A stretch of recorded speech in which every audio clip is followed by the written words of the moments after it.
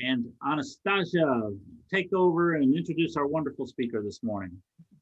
Good morning, Breakfast Clubbers. First off, it's so nice for me to be an official member, and the opportunity to actually introduce one of my speakers is just kind of bringing it all full circle. I never really envisioned being in this position, so it's really nice to have this honor. Julie, I've known for years. In fact, Julie and Stephen Campbell, I had them both speaking at the same conference once together, and it was kind of fun being able to see them both sharing different sides of the same coin, talking about brains, which I think is a fascinating subject. So Julie, I'm going to read her intro so I get the proper information out. Julie Brain Lady, she's referred to Anderson, is considered to be one of the nation's top experts on the brain personality connection. She is a dynamic and engaging international public speaker, business communication, and relationship consultant, as well as a published author. For more than 17 years, she has been igniting her audiences to fire up their brains to inspire positive changes in the relationships of all in attendance. The information she shares will help those who hear to accelerate their success in life and business through discovery of their natural gifts. Julie's educational background is vast. She studied, that's why I'm not a speaker. She studied natural health, psychology, human resource development, and, Julie, I want you to repeat this a few times because I know you can say this, psychoneuroimmunology at Clayton College. She is a 3-time attendee of Realizations Inc., Success Resources International's Brain and Innate Giftedness Program. She has also received CECs in the field of depression, anxiety disorders, and brain function. She has done extensive research in the areas of personality types, brain function and anatomy, brain health, and the brain personality connection. A dear soul, it's a pleasure for me to get feedback on my speakers all the time, and I'm always just getting incredible praise for Julie, what she shares, how it changes people's lives, and how much they enjoy her presentation. So without further ado, let me open it up to Julie and take it from here. Julie, show us your stuff. Awesome. Thank you so much, Anastasia. It is a blast to be here with you guys this morning. I'm going to go ahead and do a screen share. Make sure we've got this going correctly. All right. I am all about the brain, personality, how that connects with you and with the people that you interact with. And that is why we are talking today about how to deal with difficult people and create dynamic relationships. No matter who you are, at some point in time, you're going to find a personality that is a little tough to deal with. And oftentimes it has to do with, make sure I'm sharing the screen, it has to do with just really the way their brains are wired. So to start with, normally what I would do is I would have you kind of stand there and catch some floating brains as I throw them out at you at the audience. But since we're doing this virtually, we're just going to do a couple of really quick, deep breaths to kind of energize your brain and get it focused on what we're talking about here. So if you will, now we're going to do a deep breath a little differently than what you probably are used to doing. I want you to breathe in through your nose and breathe out through your nose. Breathing out through your mouth is going to give you a relaxation. That's great when that's what you want. But if you want to activate the frontal cortexes of your brain, if you want to activate your concentration, you want to exhale through your nose as well. So just a quick breath in through your nose and then out through your nose. Do it one more time. In through your nose and out through your nose. All right, so now your brain should be energized and ready to go. Okay, we are here to talk all about the brain personality connection. We're going to discuss how understanding more about the actual wiring of your brain, the DNA, what's in your DNA code will help you to understand better who you are and why you do what you do, as well as other people. Two of the neuroscientists that I love reading their research is John Ratey and Richard Heyer. Now, John Ratey says that a better understanding of how the brain works will give you a better way to get a handle on who you are or who we are. And I like to say by extension, who other people are, what makes them tick. Richard Heyer, who actually does a lot of his work out of the Bay Area there, he says most brains are believed to have an innate energy expenditure in one of the 4 cerebral divisions. In that division, the brain uses less oxygen, glucose, micronutrition, and needs shorter recovery time. In other words, it's just easier for them to work out of that one of the 4 quadrants in the brain. And this is attached or comes out powerfully in our personality. When we talk about the brain personality connection, there are 5 main facets. This is the science and the psychology. So the neuroscience and the neuropsychology. One is your introversion extroversion level. We're going to talk briefly about that today. Another is brain gender. When the Y chromosome is present at 6 weeks gestation, the brain gets a chemical bath, and that chemical bath changes that inherently female brain into a male brain. So there's 12 main areas in the brain of a male and a female that are structurally different. It affects their personality. There's the communication style, your sensory modality, your sensory preference. There's the brain quadrant dominance. That's the one of the 4 cerebral divisions that I just talked about. And then there's the whole other can of worms, and that's your nurture. That's the psychology of it. Who raised you, how you were raised, cultural expectations, family expectations, all of that. That all creates who you are. But to help you understand that you have these natural areas of your brain that you work easier out of, I want you to do an experiment with me right now. If you have a pen or anything or a cup of coffee, put it down for the moment. And I want you to kind of fold your hands like this. Now, some of you have the left thumb on top like me, right? You can raise your hand if you have the left thumb on top. Some of you are going to have the right thumb on top. If you're like me and you have the left thumb on top, you're good to go. Afterwards, those with the right thumb on top, can we private message each other? I'm just teasing. I'm just teasing. There's no difference between the two. It's just the way your brain told your hands to fold, right? Now what I want you to do is kind of flatten your fingers, shift them all so that they're folded with the opposite thumb on top. How's that feel? Is it comfortable or is it kind of awkward? Another way to illustrate it is to fold your arms like this, like if you're mad, right? Some will have the left arm on top. Some will have the right arm on top like me. Doesn't matter, not a sign of intelligence or handedness. It's just the way your brain told your arms to fold. Now try to do it just the opposite. It's so fun to do this in front of a live audience because you see all of these arms kind of like a lot of people can't even do it, right? How does that feel? Go ahead and if you want to, utilize the chat. Type in the chat how it feels. Most people find it awkward, and here's the point. You can do it, but it takes more thought to do it. You would never automatically fold your arms that way or automatically fold your hands that way. To do it the opposite, it takes more thought. Thought takes energy. That's that micronutrition, that glucose, that oxygen uptake. It's the same with your personality. It's the same with the portions of your brain that you use. There are areas where you fold your hands and it comes automatic and natural, but to use out of it, it's a little awkward. It's a little strange for you. And that's where the personality dynamics come into play. So we're going to talk about 2 of those in lieu of time. We're just going to cover 2 of those really quickly. The 2 that we're going to cover is introversion, extroversion, ambiversion, and those 4 quadrants that we talked about. I like hitting on introversion and extroversion because in interactions between people, this is a very powerful dynamic that can drive people apart, or it can make it difficult for one person to deal with another person. When you understand the introversion extroversion levels, I want you to know that this isn't being shy or being outspoken. That has so much more to do with the culture, with that your self-esteem, that type of thing. Whereas when we're talking about real introversion and extroversion, we're talking about the reticular activating system and how loud does your brain want incoming information coming into.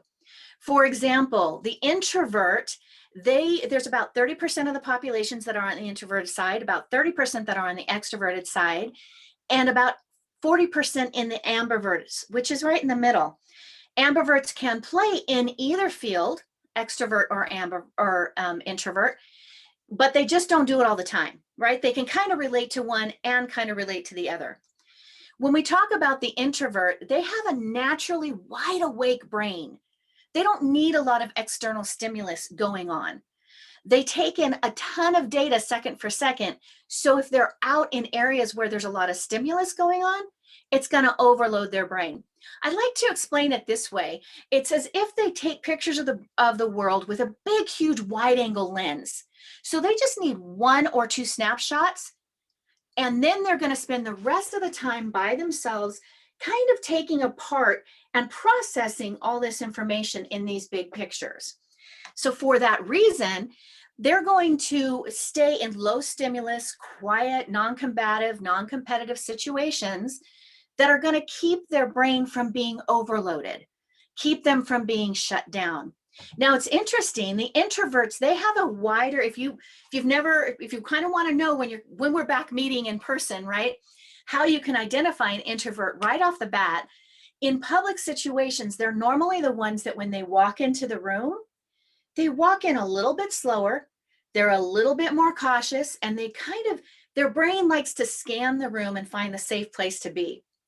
They'll oftentimes stay around the outside of the room, and they'll sit, maybe they don't even realize they're doing it, but they'll choose a seat that's closest to the exit. So their brain can step out, can get them to leave the situation or leave the area without being noticed, right?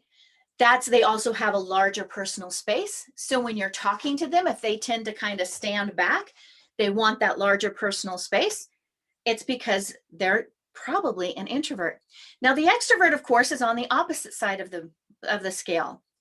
Their brain is naturally very sleepy, so they're constantly seeking out situations where they can have that extra stimulus to keep their brain awake.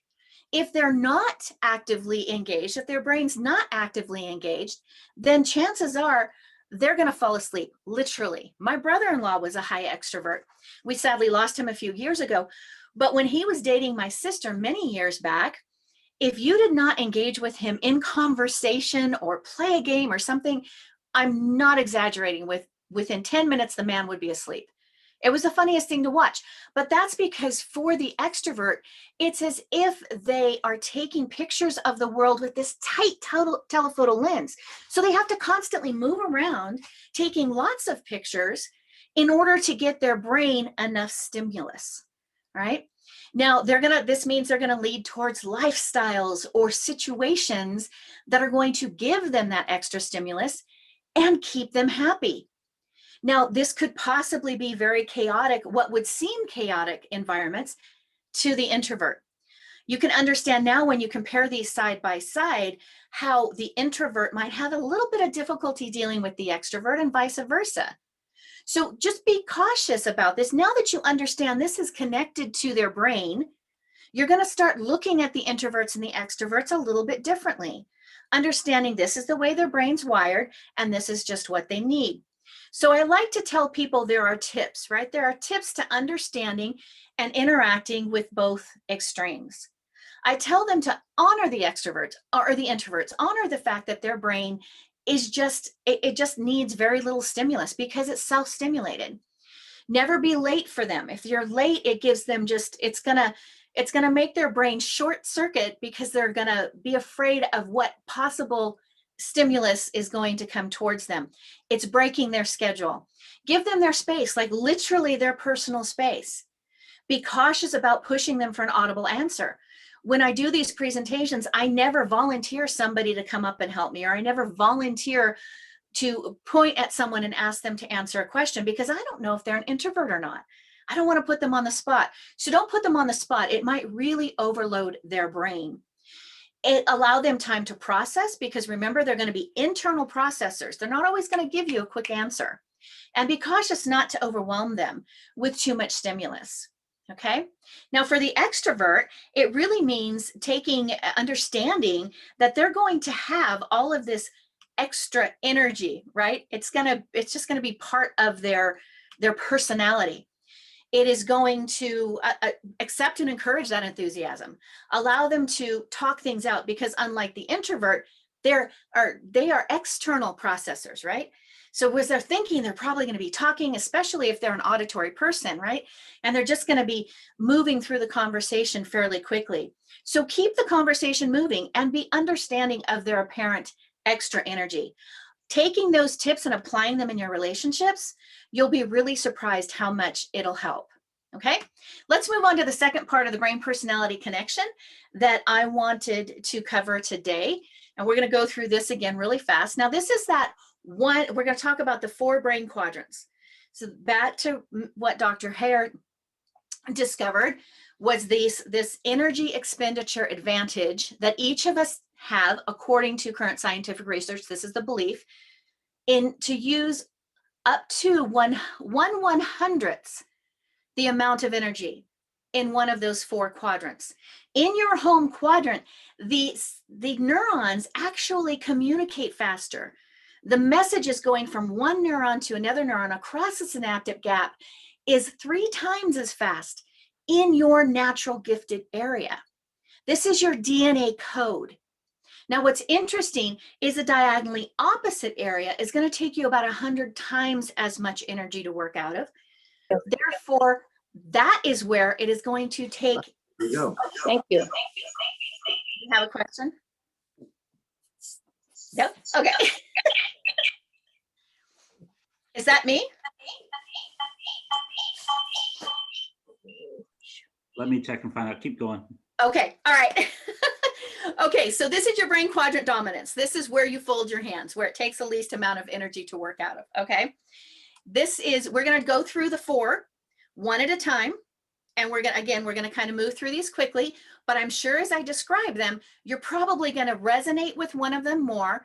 And you're probably going to see the diagonally opposite one is the one where that personality gives you a little bit of conflict. We're going to start at the front left. So if you're looking at the brain from the top down, we're talking about the anterior left portion of the brain. This is what I call the boss brain quadrant dominance.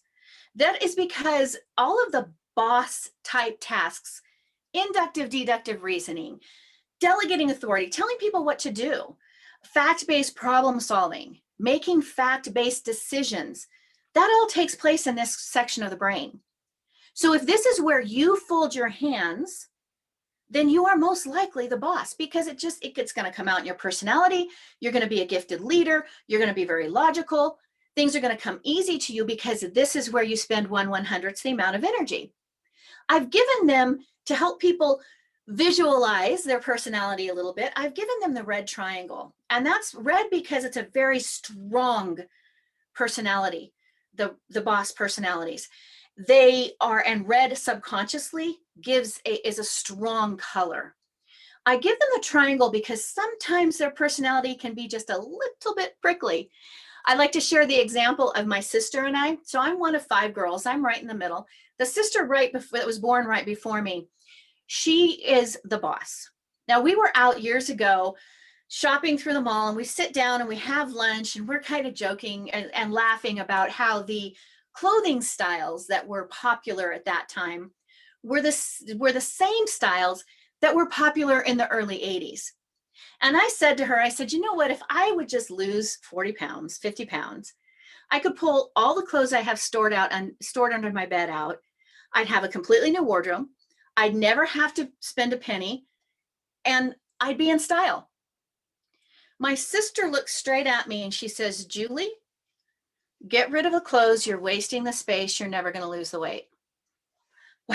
Well, you can imagine I instantly wanted to go for her throat. However, understanding the brain personality connection kept her from a trip to the ER and me from a night in jail, because I held myself back, understanding that, okay, boss brain quadrant, logical, inductive, deductive reasoning. Ladies and gentlemen, I have been blessed to have 3 wonderful boys. In 1992, I delivered a big boy, 9 pounds, 14 ounces, 2 ounces shy of 10 pounds, 22.5 inches long.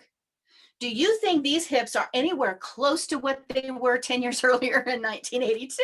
No way, right? So from Chris's point of view, it was just a fact. I'm not going to fit into the clothes I fit into in 1982. logical, inductive, deductive reasoning. When you understand that this is the way the brain is wired, it can really make your interaction with people so much better. We're going to move now to the back left. The back left is what I call the master coordinator quadrant. It is the master coordinator quadrant because this is where everything is coordinated in our lives. If we are organizing things, we are making lists, we are sequencing things. This is where spelling is housed in the brain. So CAT is just a sequence of letters, right? Filed, boom, it's there. That's the way it is. That's where it's filed in the brain. This is the portion of the brain that tracks time, that tracks money. So these individuals are always very punctual and don't like it if their schedule gets messed up. They're gifted at accurately performing very detailed procedures. They are very dependable, very practical, very predictable because they do not like change. They resist change. They like, if it works, don't fix it. For them, their color and shape is a blue square.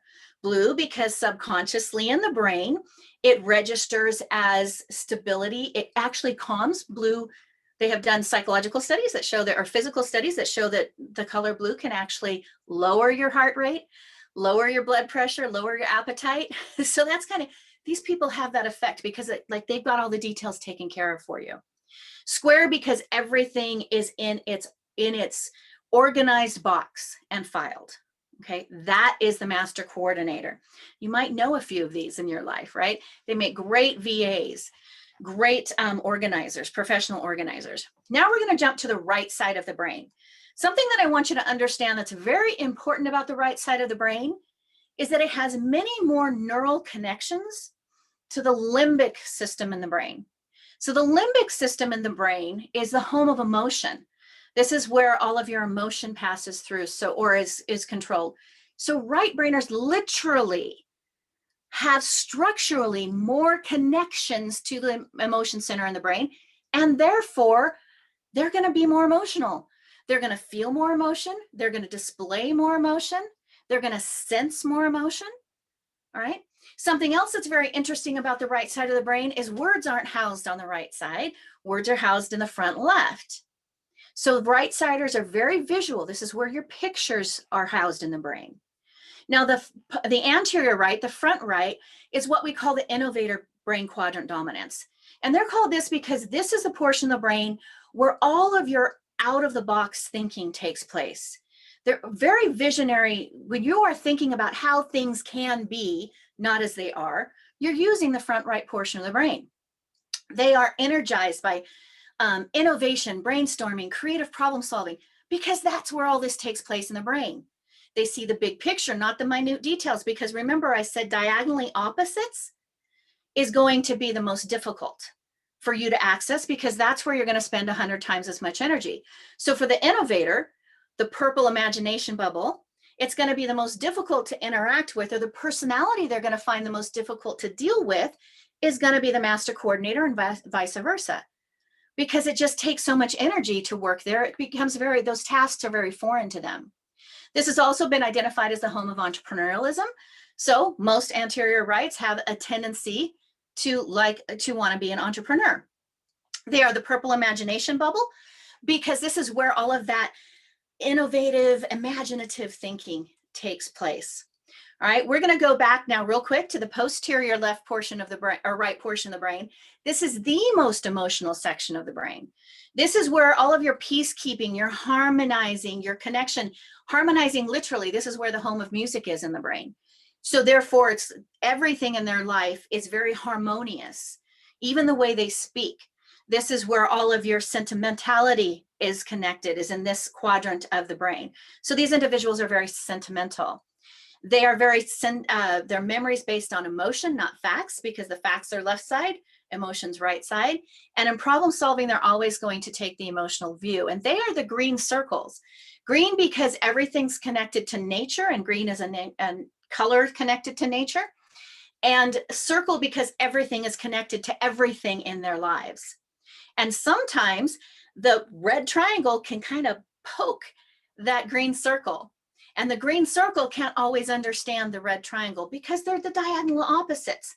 But now you understand that this is connected to the wiring in the brain. It is their DNA code. If you want to take, I think we're running a little tight on time, but this particular, if you want to go to this link, I'll put it in the chat. It's a quick 7-question assessment that you can take. There's no information capture on it or anything. You can just take it real quick and it'll tell you which of those 4 quadrants you score highest in. So if we want to, let's take 1 minute and do this.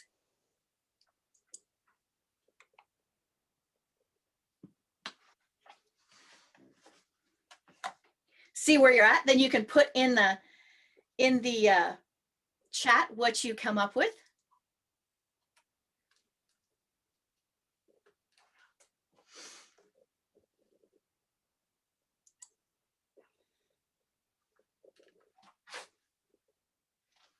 And actually, we are like right there on our time, aren't we? So I'm going to go through these couple of cartoons real quick because I think they really help to emphasize in a humorous way what the brain quadrants are. In this particular one, you see the wife saying, so while you were sleeping, I talked to the doctors and they worked it out so you can still keep building the deck when you get home. Based on what I've shared with you, what do you think her brain quadrant dominance is, the wife? Most likely it's going to be the boss. It's going to be the boss because she has a goal. She's logical. The emotion of what just happened doesn't affect her. She just wants the job done and she's going to delegate the authority. This one's always fun. We need to know your parents' income, your expected summer earnings, your total earnings since the age of 2, the average income of all your first cousins, your father's barber's total assets, 17 forms of ID, and 131 personal references. What do you think Ethel is? Probably the master coordinator because she's just going to take care of all of those details, whether there's emotion involved in it or not. Ready to work at 8, Valez, not here at 8, ready to work. So if time and money are tracked in the back left portion of the brain, who's the diagonal opposite and who's going to have a hard time being on time? It's going to be the innovator, right? So Valez is most likely an innovator. Last one. Oh, come on, Ken. If we've got to lay off people, at least let us have some fun with it. Probably innovators. So one last thought that I want to leave you with is to think receiver, not sender. So when you're trying to improve your relationships, your communication with individuals, think about what does their brain need? We all send on our default, right? We all send the way our brain is wired. But if we want to connect with someone else, we want to understand, we want to communicate better. We want to think, what is their brain? How is their brain going to receive the information? Now, if you want to take a screenshot of this, and I am always willing to send the deck that actually Tony has the deck, feel free to share it and use it and go back and refer to this information because you just want to think about what does the boss need? They need the data, the proof. They need the logic. The master coordinator needs the details. They don't want the big picture. They want emphasize how it's going to help them be organized. The innovator wants the big picture. Don't give them the details, right? The nurturer wants the harmony. They want to be part of your team. They want to work with you. So this is just a really good snapshot of how to improve your communication with those different brain quadrant dominances. All right. So any questions? We ran through that really, really quick. And Julie, thank you so much. That was fantastic. Absolutely. And Yeah, I really went out appreciate at it. about 8:10 roughly. Tony, can you somebody's speaking in the background? I just have an observation I thought was very interesting, and I was looking at the comments. Anastasia and I both share one habit, and that is trying to do things a little differently. Like I try and use, when you eat, for example, I used to use my fork with my right hand. Now I try and use it with my left hand, and at first it was really bizarre, and now it's pretty interesting. And if you want to try another one, like when I'm in the shower, I'm used to doing certain things, right? Try doing it the opposite way. And it's like so hard. But I think it's healthy mixing it up like that. It's very good for the brain. You're actually creating new neural pathways. And when you create new neural pathways, I always tell people the more neural pathways you have, the better off you are, because eventually they will start to die off as we get older. So if you've got 10 and you lose one, okay, you lost 1/10. But if you've got 100 and you lose one, you only lost 100. So the more you can do things like that, the more neural pathways you create. That's a good way of putting it. What are the questions we have this morning? Anastasia? So, Julie, I noticed that you said that the extroverts are naturally sleepy. And I was wondering if you could speak a little to that. You know, I'm definitely an extrovert, but I'm like shying away from big crowds the older I get. But I'm tired like all the time. And I'm just wondering, I suspect you weren't talking so much physiologically, but more brain stuff. And I'm just curious about why. Why are extroverts naturally more sleepy, other than we need the more stimulus, but I didn't know if you could go, further into that. It's that their brain just shuts off. It's so like if there's not enough stimulation coming in for the extrovert, their brain just kind of shuts off. And when your brain shuts off, you shut off, you fall asleep, right? So the introvert, they've got all this buzz going on constantly, whereas the extrovert, they're seeking that buzz from out here. So if there's not much going on out here, if you have moments of quiet or moments when you don't have anything going on, then the brain starts to shut down and you get physically tired because it just wants to shut off. It doesn't have anything keeping it awake. Okay, that makes sense. And that's probably why I must always have music going, podcasts, something. The only time I get away from it is if it's an intentional, I am stepping away from all of this to be in solitude and quiet. But aside from that, yeah, I guess I am an extrovert. Okay. Absolutely. Derek Garden has a question. Oh, Derek, you're on mute, Derek. If you guys, it's your time to speak, make sure you unmute yourself. Julie, thank you from the other side of the pond. That was a fabulous presentation. I love the speed you presented it at as well. Julie, I had a neuroscientist on my chat show that I do on a Monday night, and she keeps telling me off for talking about the left and right brain. I love talking about left and right. She says, Derek, that's old hat. It's not right. It's 80s. It's Tony Buzan information. I love you explaining it like you did. What's the scientific take on it these days? That's where I would refer you to Richard Hare. He did a lot of work there out of Berkeley. I believe he's still there. You can look him up. He talked about he did a lot of intelligence work and actually doing scans of the brain. So this is based on PET scans of the brain, positron emission tomography scans, where they actually were able to measure the glucose burned, the energy expended during certain tasks. And there's a difference. There's just a difference. What they began to notice was, hey, this person over here, when they play a guitar, they're using 1/100th, they're burning 1/100th the amount of energy that this other person over here does when they're trying to play the guitar. And so they measured literally how much energy was expended. And this is the information that they come up with. He literally found that you have this area of your brain, one of the 4 quadrants, where you spend less energy. And simply put, the wiring on the right side is different than the wiring on the left side. So if you're spending less energy burning on the right side, you're a right brainer. If you're spending less energy on the left side, you're a left brainer. Fantastic. Thank you. Bill Buchanan. Good morning, Julie. Excellent presentation.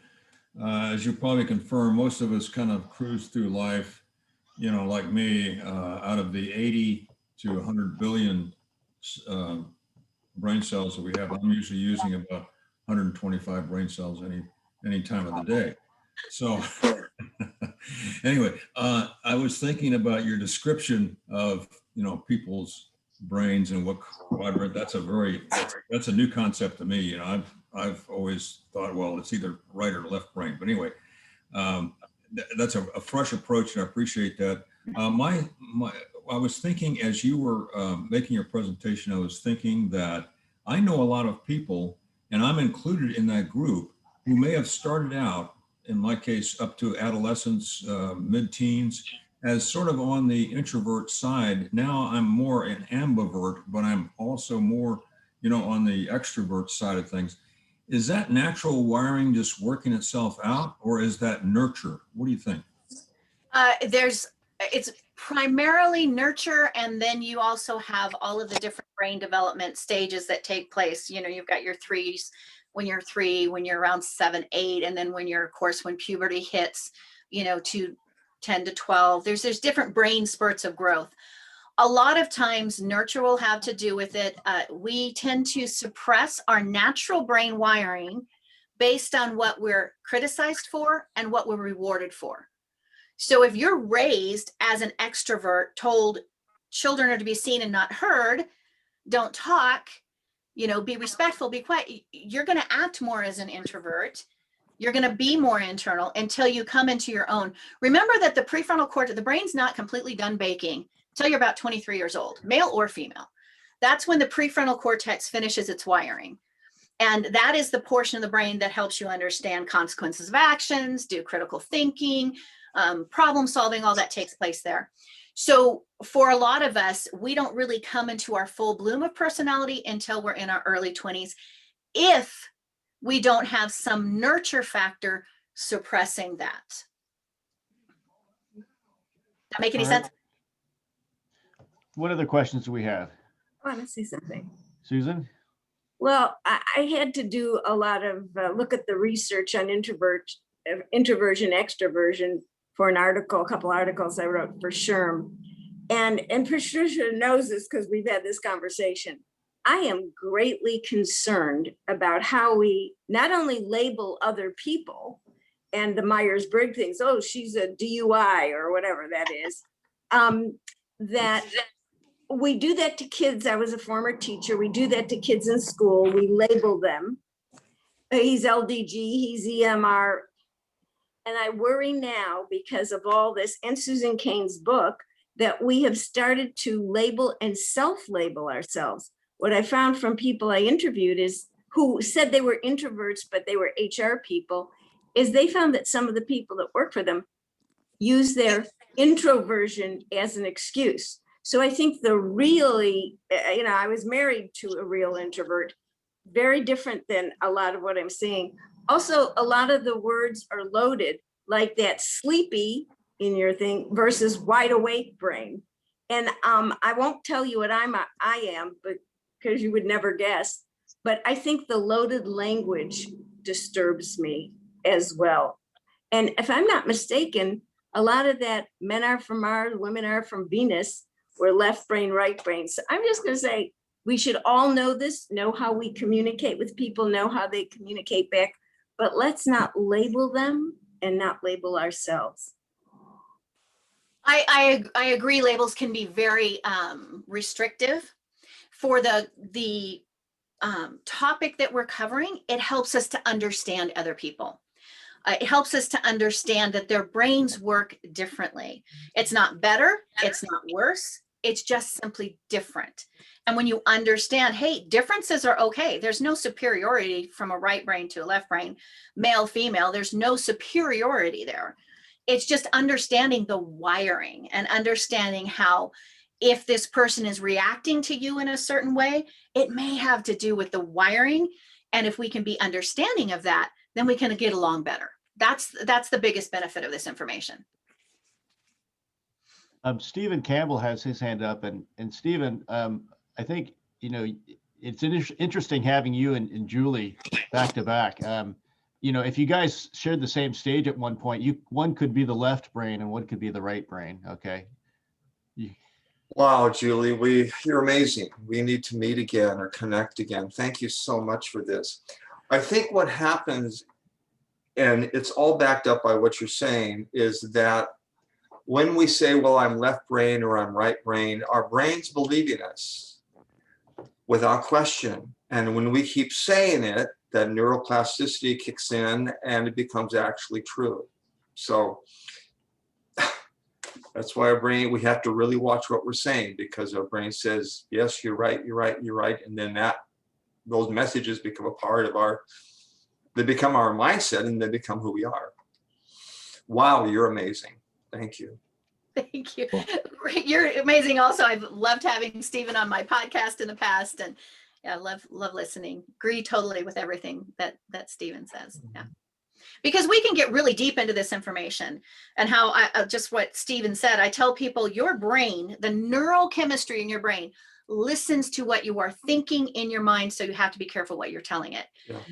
And this is the same way with other people. If you're telling people, if you're saying you know what, I'm a right brain, I can't get along with left brainers. Your brain's going to go, okay, I can't get along with left brainers. Right. Whereas the way we're trying to present it today is understanding they're just wired differently, and therefore I can get along with them.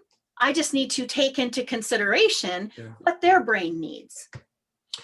And what I tell people is I don't use the word change because the brain hates change. The brain doesn't want you to change. The brain wants to keep right where you're at because change is scary. So I always use the word replace. Just replace what you're saying. That old stuff is going to still be there, but you don't have to lock onto it. You lock onto the new stuff. And eventually the old stuff gets way in the back of your brain, and in time you don't even know it's there. Brain's amazing. And boy, you really expressed it today. Thank you. Oh, thank you. Julie, I have a question for you, and kind of more on pragmatic lines, but you know, our brains automatically do what they do, and so much of it is subconscious. But when we meet a new group of people or we go into another situation, how do we, is there a technique where we can kind of best be aware of what's going on around us and step out of ourselves a bit and just be able to analyze things in the middle of like a meeting, for example, like this? So you're looking at a bunch of people. How do you kind of separate those two so you can be most effective for other people? Honestly, take a deep breath. Like just take a minute. Just take a minute and prepare your brain. Again, your brain listens to what you tell it to do. So if you tell it, be open, honor everyone that's in the room, honor all of the differences that we meet in the room and the beauty of the different brain personality connections. Be aware of what they're saying, be aware of what they're asking, and your brain will go, okay, all right, I'll do it. I'll follow suit, whatever you want me to do. Right, So sometimes it's just a matter of pausing. We run through life so fast. Our lives are so speedy right now. Yeah. Just pause, breathe, do that in through the nose, out through the nose to activate the brain, and say, okay, I'm going to be present for everyone and I'm going to honor them. All right, Patricia.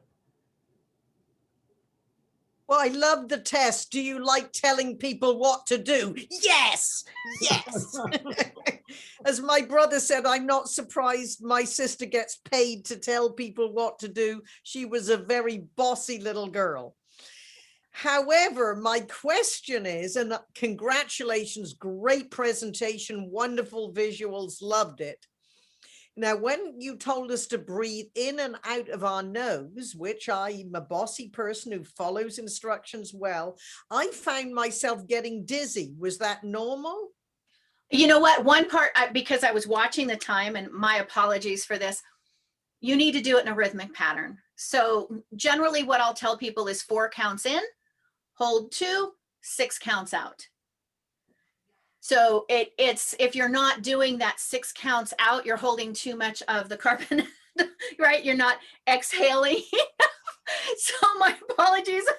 I made everybody dizzy. Yeah, that's not, I was watching the time, went, okay, I got to go a little faster. So my brain skipped that. I apologize for my brain hiccup, but yeah, count 4 in. Whatever you're doing, you want to do 50% more exhale. So if you're doing 6 counts in, hold for 2, 8 counts out.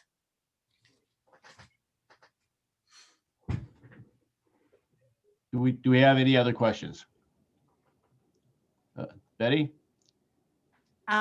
Julie, what an amazing presentation. Thank you so much. I just, we think we know a little bit about the brain, but you really expanded it and made it extremely understandable. I took some pictures so I can go back and read it. My question is, when I took the test quickly, there were 2 of them, and I'm not sure which ones. I didn't like any of the answers. Does that mean that I'm in a 5th quadrant or something? I didn't like any of them. It wasn't me. And so Rich is saying, yes, it is. Yes. You're just you're on your own planet, lady. No. So what I tell people is that is just a fun, quick way when I'm doing presentations for people to get an idea. The actual brain personality connection assessment that I have has 27 markers per quadrant. So to narrow those down to 7, it's just a fun snapshot. If there was something there that doesn't resonate with you, don't panic. It doesn't mean that you're an alien that hatched sometime in the past. It just simply means that was fun. It wasn't all that it wasn't as technical as really diving deep. And then I also will always emphasize, if you are a firstborn or first of gender or only child, chances are you're going to relate very strongly to all of the quadrants. That's where that nurture comes in. Firstborns, only children, they just tend to have more expectations on them, more attention on them to be quote unquote perfect or to perform higher. And so they have a tendency to, like, when I do this in person and I split up the room, right? A lot of times I'll have people going, I don't know, I kind of have a piece of everything. And I ask, I'll look at them and say, you're firstborn, aren't you? And they get freaked out like I'm psychic or something. It's not that. It's just, there's that nurture piece that will also throw some of the questions off, which is a whole nother can of worms. And I did come out as a nurturer. So being a nurse, a former nurse, I think it was accurate. Makes sense. Nurturing clients. Thank you again. Excellent. Well, we have time for one more question. I'll make a quick comment, Craig. It's interesting in my real life, I'm an engineer, so I tend to be the left brain. But when I'm pretending to be Will Rogers was definitely a right brain, very creative. So it's an interesting combination there. And probably in reality, I'm firstborn, the oldest brother. So I'm probably one of those ambidextrous, or whatever you want to call it there. Absolutely. But what you enjoy doing the most is going to give you what fills your brain energy bank. Because remember, it's 1/100th the amount of energy versus 100 times as much energy when we're talking diagonally opposites. So I always tell people what really makes you feel great.